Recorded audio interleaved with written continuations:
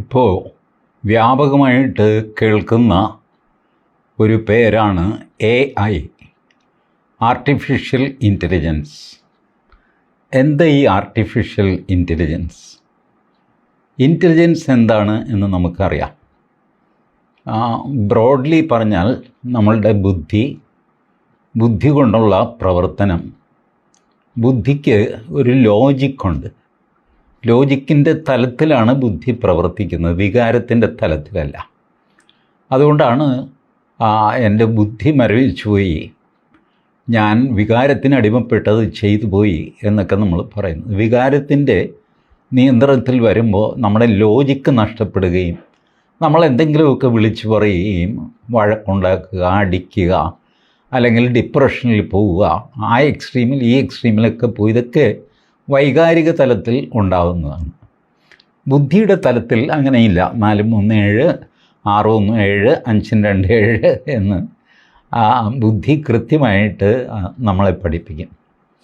അപ്പോൾ ബുദ്ധിയും വികാരവും ചേർന്ന ഒരു സാധനമാണ് ഇൻ്റലിജൻസ് എന്ന് നമുക്ക് പറയാം. ഈ ഇൻ്റലിജൻസ് എന്തുകൊണ്ടാണ് നമുക്കുണ്ടാകുന്നത്? നമ്മൾ കാണുന്നതും കേൾക്കുന്നതുമായ കാര്യങ്ങൾ അനലൈസ് ചെയ്ത് പഠിച്ച പുസ്തകങ്ങൾ, പഠിപ്പിച്ച അധ്യാപകർ, സമൂഹത്തിലെ പെരുമാറ്റം, ഇതൊക്കെ ചേർന്ന് ഒരുപാട് ഇൻപുട്സ് നമുക്ക് കിട്ടുന്നു. ഈ ഇൻപുട്സിനെയാണ് നമ്മൾ ഡാറ്റ എന്ന് വിളിക്കുന്നത്. ഇപ്പോൾ സാധാരണഗതിയിൽ നമുക്ക് 5 രീതിയിൽ മനുഷ്യൻ ഡാറ്റ കളക്ട് ചെയ്യും. അതാണ് നമ്മളുടെ പഞ്ചേന്ദ്രിയങ്ങൾ: നാക്ക്, മൂക്ക്, ചെവി, കണ്ണ്, ത്വക്ക്, ഇങ്ങനെയുള്ള. അപ്പോൾ നമുക്കൊരു പ്രത്യേക രുചി ഇഷ്ടപ്പെടുന്നു നമ്മുടെ നാക്കിന്. എൻ്റെ വീട്ടിൽ സംഭവിച്ച ഒരു കാര്യം ഞാൻ പറയാം. എൻ്റെ അമ്മയുടെ അമ്മ മരിച്ചുപോയി. സ്ലോലി, മൂത്ത മകളായിരുന്നു എൻ്റെ അമ്മ. അപ്പോൾ ബാക്കി താഴെയുള്ള ഒരു 8 പേരുണ്ട്. വലിയ ഫാമിലിയാണല്ലോ പഴയത്. ഇവരെല്ലാം കൂടെ വീട്ടിൽ വരുന്നത് പ്രത്യേകിച്ച് കാര്യമൊന്നും ഉണ്ടായിട്ടില്ല, ഭക്ഷണം കഴിക്കാനാണ്. ചേച്ചി ഉണ്ടാക്കുന്ന ഭക്ഷണത്തിന് അമ്മയുണ്ടാക്കുന്ന ടേസ്റ്റാണ്. ഞങ്ങളാരും എന്താ അതിൻ്റെ സീക്രട്ടൊന്നും മനസ്സിലാവണില്ല. ഒടുവിൽ അമ്മയും ഈ കൺഫ്യൂഷനായി. കാര്യം എല്ലാവർക്കും ഭക്ഷണമൊക്കെ കൊടുക്കും, ബട്ട് ഇതിൻ്റെ സീക്രട്ട് എന്താ?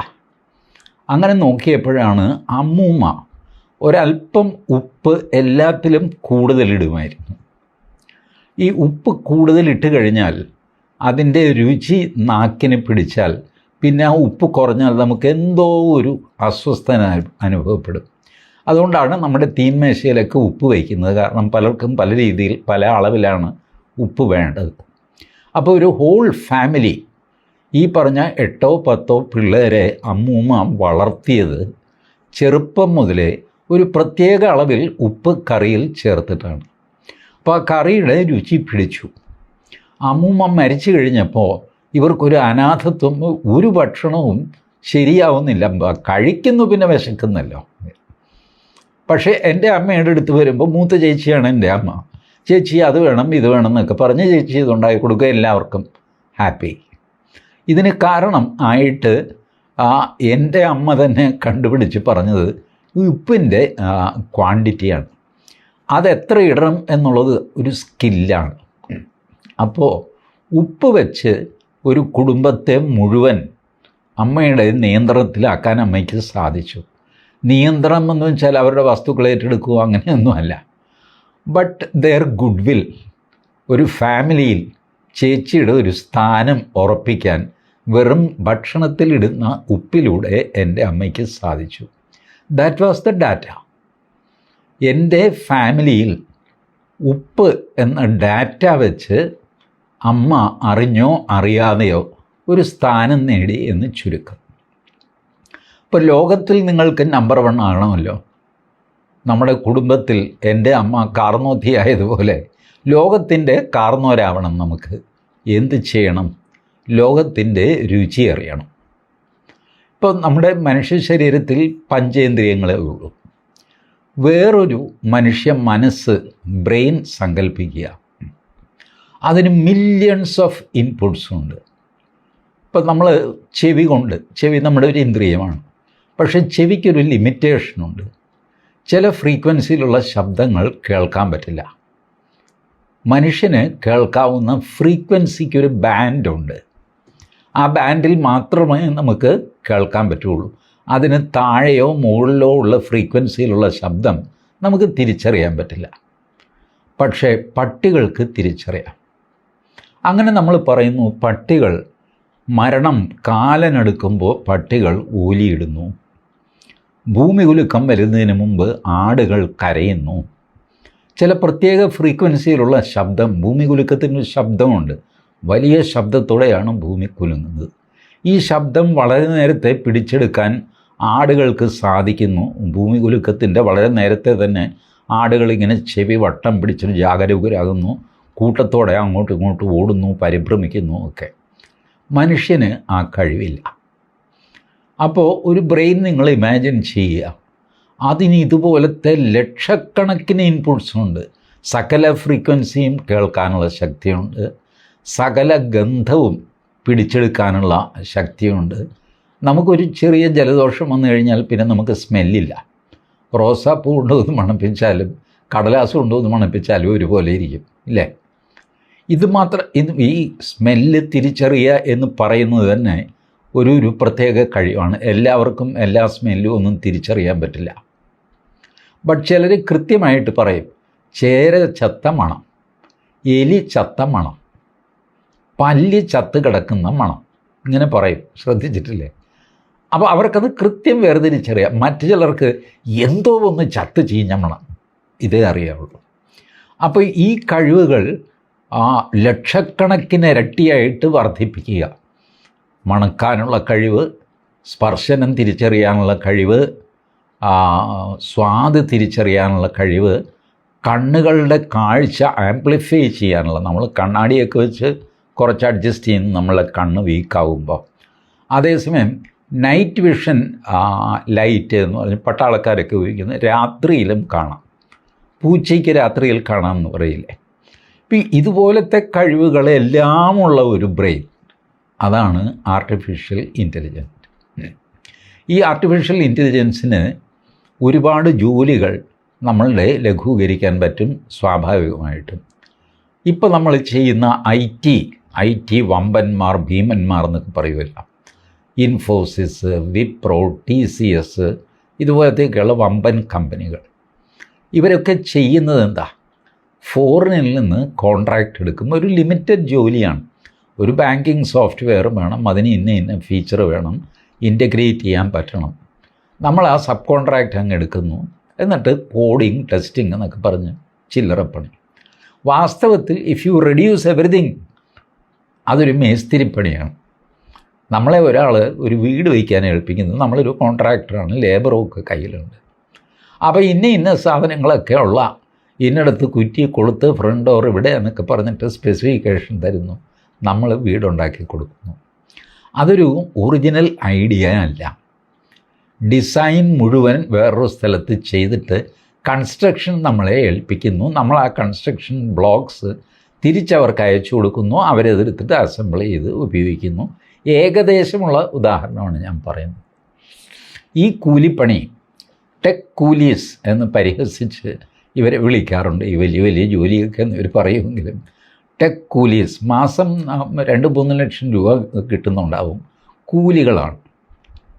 ഈ ജോലി അവസാനിക്കാൻ പോവുകയാണ്. കാരണം ഈ ജോലി ഇതിലും ബെറ്ററായിട്ട് AI ചെയ്യാൻ പറ്റും. AI കുറേശ്ശെ ചിന്തിച്ച് തുടങ്ങിയിരിക്കുന്നു. നമ്മൾ കൊടുക്കുന്ന ഇൻപുട്ട് അനുസരിച്ച് ഇൻ്റലിജൻ്റായിട്ട് ഒരു ചോദ്യത്തിന് ഉത്തരം തരാൻ AI സാധിക്കുന്നു. ഇപ്പോൾ നമ്മൾ ഗൂഗിൾ സെർച്ച് എടുത്തു കഴിഞ്ഞാൽ, പ്രത്യേകിച്ചും മൊബൈലിൽ, ആദ്യം വരുന്ന മറുപടി AI ആയിരിക്കും, ഗൂഗിളിൻ്റെ അല്ല. ഗൂഗിൾ അതിന് താഴെ വരുന്നുള്ളൂ. മെറ്റ, നമ്മളുടെ വാട്സാപ്പിൽ സ്വന്തമായിട്ട് അവർ നമ്മളോട് ചോദിക്കാതെ തന്നെ ഒരു AI ഇട്ടിരിക്കുന്നു. നിങ്ങൾ കണ്ടു കാണും. ഒരു സർക്കിളുണ്ട്. പേര് സെർച്ച് ചെയ്യാനും അല്ലെങ്കിൽ ചോദ്യം ചോദിക്കാനും, രണ്ടിനും ഒരേ സ്പേസാണ്, പഴയ പോലെ അല്ല. ഇത് മെറ്റ നമ്മളോട് ചോദിച്ചിട്ടല്ല ചെയ്തത്, അവരങ്ങ് ചെയ്തു. ഇതിന് കാരണം എന്താണെന്നറിയാമോ? ഭാരതത്തിൻ്റെ വാട്സാപ്പ് ഒരു പ്രത്യേക വാട്സാപ്പാണ്. യൂസർ എഗ്രിമെൻറ്റിൽ ഭാരതത്തിനോട് ഒരു അയിത്തം വാട്സാപ്പ് കൽപ്പിക്കുന്നു. മറ്റ് രാജ്യങ്ങളിലെ ഫെസിലിറ്റീസ് ഒന്നും തന്നെ ഭാരതത്തിന് കിട്ടുന്നില്ല. കിട്ടിയത് വലിയ മിച്ചം എന്ന് പറഞ്ഞുകൊണ്ട് നമ്മളിരിക്കുന്നു. നമ്മളെ ഇങ്ങനെ ആക്കിയതാരാ? ബേസിക്കലി നിങ്ങൾ ആലോചിച്ച് നോക്കൂ. ഭാരതത്തിൽ കറുത്തവൻ വെളുത്തവൻ എന്ന് പറഞ്ഞിട്ട് ഒരു വേറുകൃത്യം ഒരിക്കലും ഉണ്ടായിരുന്നില്ല. നമ്മളുടെ ദൈവങ്ങളിൽ കറുത്തവരുമുണ്ട് വെളുത്തവരുമുണ്ട്. കറുകറുത്തൊരു പെണ്ണാണ്, കടഞ്ഞെടുത്തൊരു മെയ്യാണ് എന്ന് പറഞ്ഞ് പാട്ട് വരെയുണ്ട്. അടുത്ത കാലത്തിറങ്ങിയ പാട്ട്. നമുക്ക് കറുപ്പ് വലിയ പ്രശ്നമൊന്നും ആയിരുന്നില്ല. ബട്ട് സ്ലോലി നമ്മളുടെ സ്ത്രീകളെങ്കിലും പലപ്പോഴും പുരുഷന്മാരും ഫെയർ ആൻഡ് ലവ്ലി ഉപയോഗിക്കാൻ തുടങ്ങി. അങ്ങനെ വെളുക്കാനുള്ള ധാരാളം മരുന്നുകൾ, വെയിലത്തിറങ്ങിക്കഴിഞ്ഞാൽ വയലറ്റ് രശ്മികൾ കൊണ്ട് കൈയും മുഖമൊക്കെ കറുത്തു പോകുമെന്ന് പറഞ്ഞിട്ട് അതിന് ലോഷൻ, ഇതെല്ലാം വലിയ വലിയ ഫാർമ കമ്പനികൾ ഇറക്കിയിട്ട് കോടിക്കണക്കിന് കോൾഗേറ്റ്, പാൽമോളിവ്, പ്രോക്ടർ ആൻഡ് ഗാമ്പിൾ ഇവരെല്ലാം വിറ്റു. ഇതൊക്കെ ഒരു മാർക്കറ്റിംഗ് തന്ത്രമായിരുന്നു. നമ്മളുടെ സെൻസിബിലിറ്റീസ് അന്വേഷിച്ചിട്ട് അത് കണ്ടുപിടിച്ചിട്ട് അതിൽ കളിക്കുക. ഇൻ്റർനെറ്റിൻ്റെ ഉത്ഭവം ആലോചിച്ച് നോക്കൂ. വിയറ്റ്നാമിൽ അമേരിക്കയുടെ യുദ്ധം നടക്കുമ്പോൾ, പ്രത്യേകിച്ച് സൗത്ത് വിയറ്റ്നാമിൽ അമേരിക്കയ്ക്ക് മനസ്സിലായി ഇവർ ഒരു രീതിയിലും കീഴടക്കാൻ സാധ്യമല്ല. വലിയ ബോംബും സംഗതിയൊക്കെ ഇട്ടിട്ട് വലിയ നാശനഷ്ടം ഉണ്ടാക്കാം എന്നുള്ളതല്ലാതെ അവരുടെ വിൽ പവർ നശിപ്പിക്കാൻ സാധ്യമല്ല. വിൽ പവർ നശിപ്പിക്കാൻ എന്ത് ചെയ്യണം? അവരുടെ ഉള്ളിലെ വേർതിരിവുകൾ പുറത്തു കൊണ്ടുവരണം. ഇത് ഭാരതത്തിലും അവർ പയറ്റിയ തന്ത്രമാണ്. അങ്ങനെയാണ് നമ്മളുടെ ജാതി വ്യവസ്ഥയ്ക്കൊക്കെ ഈ ഊതിപ്പെരുപ്പിച്ച വ്യാഖ്യാനങ്ങളുണ്ടായത്. പല പല പുസ്തകങ്ങൾ കാണിച്ചിപ്പോൾ ആൾക്കാർ തർക്കിക്കാറുണ്ട്. ആ പുസ്തകങ്ങൾക്കൊക്കെ കഷ്ടിച്ച് 100-150 വർഷത്തെ പഴക്കമേ ഉള്ളൂ. അതിന് പുറകിലേക്ക് പോയി കഴിഞ്ഞാൽ ജാതി കാണാൻ പറ്റുമെങ്കിലും ജാതി സ്പർദ്ധ കാണാൻ നിങ്ങൾക്ക് സാധ്യമല്ല. ജാതിക്ക് തുല്യമായ കാസ്റ്റ് എന്നുള്ള വാക്ക് ഉണ്ടാക്കിയത് തന്നെ പോർച്ചുഗീസുകാരാണ്. ഇവിടെ കടന്നു കയറി വന്ന ഒരുപാട് പേരുണ്ടായിരുന്നല്ലോ. Dutch East India company, English East India company, French East India company, പിന്നെ പോർച്ചുഗീസുകാർ. ഞാൻ പറയുന്നത് ഇസ്ലാമിക ഭരണത്തിന് ശേഷമാണ്. ഇവർ 4 പേരും തമ്മിലുള്ള മത്സരത്തിൽ മോസ്റ്റ് പവർഫുള്ളായിട്ടുള്ള ബ്രിട്ടീഷ് ഈസ്റ്റ് ഇന്ത്യ കമ്പനി ജയിക്കുകയും ബാക്കിയുള്ളവരൊക്കെ ഭാഗികമായിട്ടോ അല്ലാതെയോ ഒക്കെ പരാജയപ്പെടുകയും ഒക്കെ ചെയ്ത് പോർച്ചുഗീസുകാരുടെ അവസാനത്തെ കോളനിയായിട്ട് ഗോവ നിൽക്കുകയും ഒക്കെ ചെയ്ത് ഇങ്ങനെ ചരിത്രം. അപ്പോൾ ഒരു കാലത്ത് ഒരു വിവരവുമില്ലാതെ ബാർബേറിയൻസായിട്ട് കിടന്ന യൂറോപ്യന്മാർ അസാമാന്യമായ ആ സംസ്കാരമുള്ള ഭാരതീയരെ കീഴടക്കിയത് എങ്ങനെയാണ്? അവർ ഭാരതീയരുടെ ഒരേ ഒരു സ്വഭാവം കണ്ടുപിടിച്ചു, തമ്മിലടിക്കുന്ന സ്വഭാവം. തമ്മിലടിപ്പിച്ചു കഴിഞ്ഞാൽ ഇവരെ നിയന്ത്രണത്തിൽ നിർത്താം.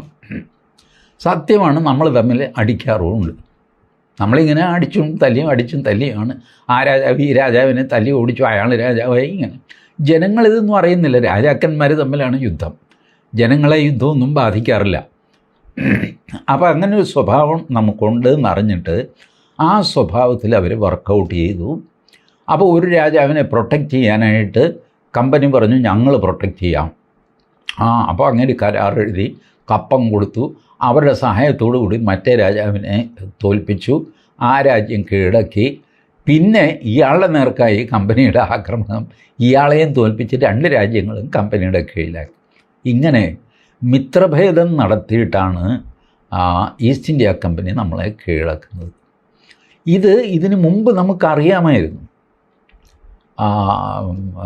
ചാണക്യൻ്റെ പ്രിൻസിപ്പിൾസിൽ നിന്ന് വന്നതാണ് പഞ്ചതന്ത്രം, വിഷ്ണു ശർമ്മൻ്റെ പഞ്ചതന്ത്രം. ഈ പഞ്ചതന്ത്രത്തിലെ ആദ്യത്തെ തന്ത്രം മിത്രഭേദമാണ്. എത്രയോ നൂറ്റാണ്ടുകൾക്ക് മുമ്പ്, ബ്രിട്ടീഷുകാരും മുഗളന്മാരും ഒക്കെ വരുന്നതിന് എത്രയോ മുമ്പ് ഭാരതത്തിന് ഈ കാര്യം അറിയാമായിരുന്നു. പഞ്ചതന്ത്രം ഇപ്പോഴും കിട്ടാനുണ്ട്, നിങ്ങൾ വാങ്ങിച്ചു നോക്കുക. ഫസ്റ്റ് മിത്രഭേദം, എങ്ങനെ കൂട്ടുകാരെ തമ്മിൽ തെറ്റിക്കാം. ഇപ്പോഴും അന്താരാഷ്ട്ര തലത്തിൽ പലപ്പോഴും ഒരു കാര്യം നേടിയെടുക്കുന്നത് ഒറ്റക്കെട്ടായിട്ട് നിൽക്കുന്ന ജനതയെ ഭിന്നിപ്പിച്ചിട്ടാണ്. അങ്ങനെ ഭിന്നിപ്പിച്ചാണ് ബംഗ്ലാദേശിൻ്റെ ഭരണം അട്ടിമറിച്ചത്. അങ്ങനെ ഭിന്നിപ്പിച്ചിട്ടാണ് മണിപ്പൂരിലെ കലാപം നടക്കുന്നത്. അങ്ങനെ ഭിന്നിപ്പിച്ചിട്ടാണ് ശ്രീലങ്ക അനാഥമായത്. നേപ്പാളിലെ ഭരണമാറ്റമുണ്ടായത് ഇത്തരം വേണ്ടാത്ത കുത്തിത്തിരിപ്പുകൾ കൊണ്ടാണ്. കുത്തിത്തിരിപ്പ് എന്ന് നമ്മൾ മലയാളത്തിൽ പറയുന്നതിൻ്റെ അർത്ഥമാണ് മിത്രഭേദം. ഇല്ലേ? മിത്രഭേദം സംസ്കൃതം വാക്കാണെന്നേ ഉള്ളൂ. പച്ച മലയാളത്തിൽ കുത്തിത്തിരിപ്പ് എന്നാണ് അതിനർത്ഥം. അപ്പോൾ ഇങ്ങനെ ചെയ്ത് ലോകത്തെ ആക്രമിക്കാതെ തന്നെ നിങ്ങൾക്ക് കീഴടക്കാം. അതിനാകെ വേണ്ടത് ഡാറ്റയാണ്. എത്ര ഡാറ്റ കൂടുതൽ കിട്ടുന്നോ അത്രയും നല്ലത്. എത്ര ഉപ്പാണ് മോഹൻദാസിന് ഇഷ്ടം, എത്ര മധുരം ഇഷ്ടം, ഏത് സംഗീതം ഇഷ്ടം, ഏത് കാഴ്ച കാണാൻ ഇഷ്ടം, ഇതൊക്കെ മനസ്സിലാക്കി കഴിഞ്ഞാൽ മെല്ലെ നിങ്ങൾക്ക് മോഹൻദാസിൻ്റെ പുറത്ത് ഒരു നിയന്ത്രണം കൊണ്ടുവരാൻ പറ്റും. മോഹൻദാസ് പോലും അറിയാതെ. മോഹൻദാസ് പറയും ഞാൻ സ്വതന്ത്രനാണെന്ന്. അല്ല, നിങ്ങളുടെ സ്വതന്ത്ര ചിന്ത പോലും ഈ AI ഡിക്റ്റേറ്റ് ചെയ്യുന്ന സ്വതന്ത്ര ചിന്തയായിരിക്കും. ഒരു പ്രത്യേക രീതിയിൽ നിങ്ങൾ ചിന്തിക്കുകയുള്ളൂ. അത് തന്നെ ശരിയെന്ന് നിങ്ങൾ വിശ്വസിക്കുകയും ചെയ്യും. കാരണം നിങ്ങൾക്ക് കിട്ടിയ ഡാറ്റ അങ്ങനെയാണ്. തീയിൽ തൊട്ടാൽ പൊള്ളും എന്ന് നമ്മൾ മനസ്സിലാക്കുന്നത് നമ്മളുടെ ത്വക്ക് കൊണ്ടാണ്. നമ്മൾ തീയിൽ തൊടുന്നു, ത്വക്ക് പൊള്ളുന്നു, ഒരു ഇൻപുട്ട് കിട്ടുന്നു. ഹൈ ടെമ്പറേച്ചറാണ്, ഇതിൽ തൊടാൻ പാടില്ല, കൈ പൊള്ളും. It's an input. അപ്പോൾ ഇങ്ങനെ നമ്മളെ ഭയപ്പെടുത്തുന്ന ഇൻപുട്ടുകൾ, സന്തോഷിപ്പിക്കുന്ന ഇൻപുട്ടുകൾ, ഇതെല്ലാം വെച്ച് നമ്മളെ മാനിപ്പുലേറ്റ് ചെയ്യാൻ സാധിക്കും. ഇതിനെ തടയാനായിട്ട് മനുഷ്യനും തയ്യാറെടുക്കേണ്ടതുണ്ട്. നമ്മളുടെ ഡാറ്റ പ്രൈവസി പ്രധാനമായിട്ട് കാണണം. നമ്മൾ പൊതുവെ പ്രൈവസിക്ക് വില കൊടുക്കുന്ന ഒരു കൾച്ചറല്ല നമ്മുടെ. അതും പാശ്ചാത്യർക്ക് നന്നായിട്ട് അറിയാം. നമ്മൾ സാധാരണ വഴിയിൽ ഒരാൾ കണ്ടു കഴിഞ്ഞാൽ എങ്ങോട്ടാ എന്ന് ചോദിച്ചാൽ നമ്മളവിടെ നിൽക്കും. എങ്ങോട്ടാണെന്നോ? ഓ, ഒന്നും പറയണ്ടപ്പം, കോടതിയിൽ പോകണം. അതെന്താ കോടതിയിൽ? ആ നാരായണനുമായിട്ടുള്ള വേലിക്കേസ്. അതെന്താ ഞാൻ അറിഞ്ഞില്ല. അത് 116/21 എൻ്റെ സർവേ നമ്പർ തനിക്കറിയാമല്ലോ. അത് 7.5 സെൻറ്റാണ്. അത് അച്ഛൻ മരിച്ചപ്പോൾ എനിക്ക് വീതം കിട്ടിയതാണ്. ഇങ്ങനെയൊക്കെ പറഞ്ഞ് കംപ്ലീറ്റ് കേസിൻ്റെ വിവരമൊക്കെ പറഞ്ഞിട്ടാണ് നമ്മൾ അവിടെ നിന്ന് വീണ്ടും നടന്നു തുടങ്ങുന്നത് ബസ് സ്റ്റോപ്പിലേക്ക്. നമ്മുടെ സ്വഭാവമാണ്. ആരെന്ത് ചോദിച്ചു കഴിഞ്ഞാലും നമ്മളങ്ങ് പറയും. എന്നിട്ട് പ്രഖ്യാപിക്കും എൻ്റെ ജീവിതം തുറന്ന പുസ്തകമാണ്. തുറന്ന പുസ്തകം മോശം കാര്യമൊന്നുമല്ല. പക്ഷേ ആ പുസ്തകം കുത്തഴിഞ്ഞും കൂടെ പോയി കഴിഞ്ഞാൽ എങ്ങനെയാവും? നമ്മളുടെ ജീവിതം കംപ്ലീറ്റ് തുറന്ന് കുത്തഴിഞ്ഞ് ആകാശത്തിൽ പറന്ന് കിടക്കുന്നു. AI വഴി സായിപ്പന്മാരോ അവർക്ക് തോന്നിയവരോ ഒക്കെ ഇത് പിടിച്ചെടുക്കുന്നു. ചൈന ഇത് നേരത്തെ മനസ്സിലാക്കി. അതിന് കാരണം എന്താണെന്ന് വെച്ചാൽ ചൈനയിൽ കമ്മ്യൂണിസം ആയിരുന്നല്ലോ. അവർക്ക് മുതലാളിത്തത്തെ ഭയമാണ്. അവരുടെ പ്രത്യേക ബുദ്ധി അവർക്കുണ്ടായിട്ടില്ല. മുതലാളിത്തം കയറി വന്ന് ജനാധിപത്യമൊക്കെ വന്നു കഴിഞ്ഞാൽ കമ്മ്യൂണിസം തകരും, അതുകൊണ്ട് ഇത് പറ്റില്ല എന്ന് പറഞ്ഞിട്ട് അവർ ഗൂഗിൾ ഇതൊക്കെ ബ്ലോക്ക് ചെയ്തു. അവിടെ ഇതൊന്നുമില്ല. ഇതിന് തുല്യമായ വേറെ ഫേസ്ബുക്ക്, വാട്സാപ്പ് ഒക്കെ അവരുണ്ടാക്കി കൊടുത്തിട്ടുണ്ട്. നമ്മളുടെ കാര്യം നോക്കൂ. ഞാനിപ്പോൾ പറയുകയാണ്, 1 മണിക്കൂർ നേരം, ഒരു ദിവസത്തിൻ്റെ ഏത് മണിക്കൂറുമായിക്കോട്ടെ, രാത്രി 3 മുതൽ 4 വരെ വാട്സാപ്പ് ഡൗൺ ആയെന്ന് വെച്ചോ, എന്താവും ഇന്ത്യയിലത്തെ കഥ? ഫേസ്ബുക്ക് 1 മണിക്കൂർ നേരം നിന്ന് പോയി കഴിഞ്ഞാൽ എന്തായിരിക്കും മലയാളിയുടെ നിലവിളി? അപ്പോൾ ആരാണ് നമ്മളെ നിയന്ത്രിക്കുന്നത്? അമേരിക്കയിലിരുന്നുകൊണ്ട് മെറ്റ എന്ന കമ്പനി. ജിമെയിൽ 10 മണിക്കൂർ നേരത്തേക്ക് നിന്ന് പോയി എന്ന് വയ്ക്കുക, നമ്മുടെ സകല കമ്മ്യൂണിക്കേഷനും നിന്ന് പോകും. നമ്മൾ നിസ്സഹായരാകും, നമ്മൾ നിലവിളിക്കും, നമുക്ക് ഭ്രാന്താവും. ജിമെയിലില്ലെങ്കിൽ സ്മാർട്ട് ഫോൺ നിലച്ചുപോയി, നമ്മളുടെ കാര്യം കട്ടപ്പുകയാകും. പിന്നെ ഹൂ ഈസ് റൂളിങ് അസ്? നമ്മുടെ എല്ലാ സ്മാർട്ട് ഫോണുകളും വിദേശ നിർമ്മിത സ്മാർട്ട് ഫോണുകളാണ്. അതിൻ്റെ സോഫ്റ്റ്വെയർ, ഹാർഡ്വെയറൊക്കെ വിദേശ നിർമ്മിതമാണ്. അതുകൊണ്ടാണ് ഭാരതത്തിന് ഒരു AI വേണമെന്നും, ഭാരതത്തിന് സ്വന്തം മൊബൈൽ വേണമെന്നും, സ്വന്തം ഇൻ്റർനെറ്റ് പോലും വേണമെന്നും, ഇപ്പോൾ ഉള്ള ഇൻ്റർനെറ്റുമായിട്ട് അതിന് എയർ ഗ്യാപ്പ് എന്ന് പറയും. ഈ ഇൻ്റർനെറ്റുമായിട്ട് നമ്മൾ കമ്മ്യൂണിക്കേറ്റ് ചെയ്യും, പക്ഷേ അതിന് നമ്മളെ സ്വാധീനിക്കാൻ സാധ്യമല്ല. ഈ സംവിധാനം അതിപ്പോഴുണ്ട് എന്ന് നമ്മളുടെ പട്ടാളക്കാരൊക്കെ പറയാറുണ്ട്. ബട്ട് കൂടുതൽ ചോദിച്ചു കഴിയുമ്പോൾ അതില്ല എന്നും അവർ സമ്മതിക്കും. ഇതാണ് നമ്മളുടെ പട്ടാളത്തിൻ്റെ അവസ്ഥ. ഇത് മാറാനായിട്ട് ഗവൺമെൻറ് ഓഫ് ഇന്ത്യ പൗരന്മാരെ വിശ്വാസത്തിലെടുക്കണം. ഗവൺമെൻറ് മാത്രം വിചാരിച്ചാലൊന്നും ഈ സിസ്റ്റം ഡെവലപ്പ് ചെയ്യാൻ പറ്റില്ല. ഗവൺമെൻറ്റിൻ്റെ IASകാരും ബ്യൂറോക്രസിയൊക്കെ ഇരുന്നിട്ട് 110 ചർച്ചയും കഴിഞ്ഞ് എന്തെങ്കിലും ഒരു തീരുമാനം ഉണ്ടാവുക? അപ്പോൾ അത് തീരുമാനം ഉണ്ടാവില്ല. അതിന് പ്രൈവറ്റ് സിറ്റിസൺസ് തന്നെ വേണം. പ്രൈവറ്റ് സിറ്റിസൺസ് നമ്മളുടെ ജെനുവിൻ ആൾക്കാരല്ലേ, നമ്മുടെ തന്നെ പൗരന്മാരല്ലേ. അത് നല്ല ഒന്നാന്തരം രാജ്യസ്നേഹികൾ, കടഞ്ഞെടുത്ത കമ്മിറ്റ്മെൻ്റ് ഉള്ളവർ, അവരെ ഏൽപ്പിക്കണം. അവർക്ക് പൈസ വേണമെങ്കിൽ അതും കൊടുക്കണം. വെഞ്ചർ ക്യാപിറ്റൽ ഫണ്ട് എന്ന് പറയും, ഇതും കൊടുക്കണം. ഇത് കൊടുത്ത് ഏറ്റവും വേഗം ഡെവലപ്പ് ചെയ്താലല്ലാതെ നമ്മൾ വീണ്ടും അടിമകളായിട്ട് മാറും. ഈ മാറിയത് നമ്മളറിയില്ല. 5 or 6 തലമുറ കഴിയുമ്പോൾ നമ്മുടെ കുട്ടികൾ പറയും, എന്നെ എൻ്റെ അപ്പൂപ്പൻ കൈവിട്ട് കളഞ്ഞു, അപ്പൂപ്പൻ സമയത്ത് ജോലി ചെയ്തിരുന്നെങ്കിൽ ഞാനിന്ന് അടിമയാവില്ലായിരുന്നു എന്ന് നമ്മളെ പ്രാഗും ശപിക്കും. അതാവശ്യമുണ്ടോ? അതുകൊണ്ടാണ് എന്നെപ്പോലെയുള്ളവർ സ്വന്തമായ AI, സ്വന്തമായ ഗൂഗിൾ, സ്വന്തമായ ഫേസ്ബുക്ക്, സ്വന്തമായ വാട്സാപ്പ്, സ്വന്തമായ ട്വിറ്റർ എല്ലാം നമ്മളുടെ സ്വന്തമായിരിക്കണം. ആർക്കും നമ്മളെ തോൽപ്പിക്കാൻ സാധ്യമല്ല. ഇൻ്റർ കണക്റ്റബിലിറ്റി ഒക്കെ നമുക്ക് മനസ്സിലാക്കാം. ആ ഇൻ്റർ കണക്റ്റ് ചെയ്യുമ്പോൾ പോലും നമ്മളുടെ ടേംസിലായിരിക്കണം, ഈക്വൽ ടേംസിലെങ്കിലും ആയിരിക്കണം. നമുക്ക് അപ്പർ ഹാൻഡ് വേണമെന്നില്ല, പക്ഷേ നമ്മൾ താഴെയായി പോകാനും പാടില്ല. ഇത് പറഞ്ഞാൽ നമുക്ക് ഭാരതം ഭരിക്കുന്നത് 220 ഡെപ്യൂട്ടി സെക്രട്ടറിമാരാണ്. നിങ്ങൾ വിചാരിക്കുന്ന പോലെ നരേന്ദ്രമോദിയൊന്നുമല്ല. ഭരിക്കുന്നത് സെക്രട്ടേറിയറ്റിലെ 220 ഡെപ്യൂട്ടി സെക്രട്ടറിമാരാണ്. ഇവരെ ഇതാര് പറഞ്ഞ് ബോധിപ്പിക്കും? പട്ടാളത്തിലുള്ളവർക്കും പലർക്കും വെസ്റ്റഡ് ഇൻട്രസ്റ്റ് ഉണ്ട്. ഫോറിൻ സാധനം കിട്ടിക്കഴിഞ്ഞാൽ എല്ലാവർക്കും അതല്ലേ വേണ്ടുള്ളൂ. ഒരു കാലത്ത് ഞാൻ എൻജിനീയറായിട്ട് ജോലി ചെയ്ത് തുടങ്ങുമ്പോൾ എനിക്ക് ഏറ്റവും ഇഷ്ടം സ്വിറ്റ്സർലൻഡിലുണ്ടാക്കിയ മെഷീൻസായിരുന്നു, ഇലക്ട്രോണിക്സ് പ്രത്യേകിച്ചും.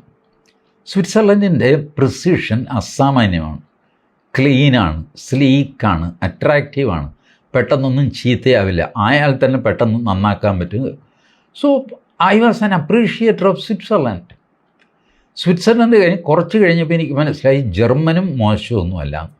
ബട്ട് ഇപ്പോഴും ഞാൻ തുറന്ന് നിങ്ങളോട് പറയുകയാണ്, as an electronics engineer left my self ഒരു മാർക്കറ്റിൽ കയറി കഴിഞ്ഞാൽ സ്വിറ്റ്സർലൻഡിൻ്റെ പ്രോഡക്റ്റ് ഉണ്ടോ എന്ന് ഞാൻ സൂത്രത്തിന് അന്വേഷിക്കും. സ്വിറ്റ്സർലൻഡിലെ പല കമ്പനികളും തന്നെ പൂട്ടിപ്പോയി, ടേക്ക് ഓവർ ചെയ്ത് പോയി, അങ്ങനെയൊക്കെ പോയി കാണും. But still I have a soft corner for Switzerland. ഇത് എന്നെപ്പോലെ ഞാൻ രാജ്യസ്നേഹിയാണെന്ന് എപ്പോഴും ക്ലെയിം ചെയ്യുന്ന ആളാണ്. എനിക്ക് പോലും ഉള്ളിൽ ഈ ബയാസ് കിടക്കുന്നുണ്ടെങ്കിൽ എത്രയായിരിക്കും ഇപ്പോൾ വർക്കിംഗ് ലെവലിലെ ആൾക്കാരുടെ ബയാസ്, പ്രത്യേകിച്ചും സോഫ്റ്റ്വെയർ രംഗത്ത്. അപ്പോൾ തനിക്കൊരു ബയാസ് ഉണ്ടെന്നും ആ ബയാസിനെ ഓവർടേക്ക് ചെയ്യേണ്ടതാണെന്നും സത്യസന്ധമായിട്ട് സമ്മതിക്കണം. ആദ്യം നമ്മൾ പുറകിലാണ്, നമ്മളുടെ പോളിസി തെറ്റാണ്. ഇപ്പോൾ നമ്മളുടെ മിലിറ്ററി ചീഫ് അടുത്ത കാലത്ത് പറഞ്ഞു നമ്മളുടെ പോളിസി കൊള്ളുകയില്ലാത്തതാണ്, ഇറ്റ്സ് എ ബസ്റ്റ്. ഇതായിരുന്നു അദ്ദേഹം ഉപയോഗിച്ച വാക്ക്. എനിക്കത് കേട്ടപ്പോൾ വലിയ സന്തോഷം തോന്നി. കാരണം someone is accepting that something is wrong. ഇത് തെറ്റാണ് എന്ന് പറഞ്ഞാലേ നമുക്ക് തിരുത്താൻ പറ്റുള്ളൂ. ആദ്യം നമ്മൾ അക്സെപ്റ്റ് ചെയ്യണ്ടേ. എനിക്ക് സുഖമില്ല എന്ന് ഞാൻ അക്സെപ്റ്റ് ചെയ്താലേ ഞാൻ മരുന്ന് കഴിക്കുകയുള്ളൂ. ഇത് എനിക്കൊരു കുഴപ്പമില്ല എന്ന് പറഞ്ഞ് ഞാൻ നടന്നു കഴിഞ്ഞാൽ എന്ത് ചെയ്യും? അപ്പോൾ അതിൻ്റെ ആദ്യത്തെ സ്റ്റെപ്പ് ഭാരതത്തിൽ തുടങ്ങിക്കഴിഞ്ഞു. മാത്രമല്ല ഭാരത് ജൻ എന്ന് പറഞ്ഞിട്ട് നമ്മൾ സ്വന്തമായ നമ്മളുടെ IITകൾ 4-5 IITകൾ ചേർന്നിട്ട് പ്ലസ് കുറേ ടെക് ജയൻസൊക്കെ ചേർന്നിട്ട് അവർ ഡെവലപ്പ് ചെയ്യുന്നുണ്ട്. അവർ പറയുന്നത് വെറും മാസങ്ങൾ കൊണ്ട് ഈ ഡീപ് സീക്കിനെയൊക്കെ ഞങ്ങൾ വെല്ലുവിളിക്കും എന്നൊക്കെ അവർ പറയുന്നു. നല്ല കാര്യം, നന്നായി വരട്ടെ. ഇതിൻ്റെ അപകടം എന്താണെന്നും എത്ര വലിയ ഡേഞ്ചറാണ് നമ്മളോ അല്ലെങ്കിൽ നമ്മളുടെ അടുത്ത ജനറേഷനോ ഫേസ് ചെയ്യാൻ പോകുന്നതെന്നും നിങ്ങളെ മനസ്സിലാക്കാനാണ് ഞാൻ ഈ ചെറിയ വീഡിയോ ചെയ്തത്. Thank you.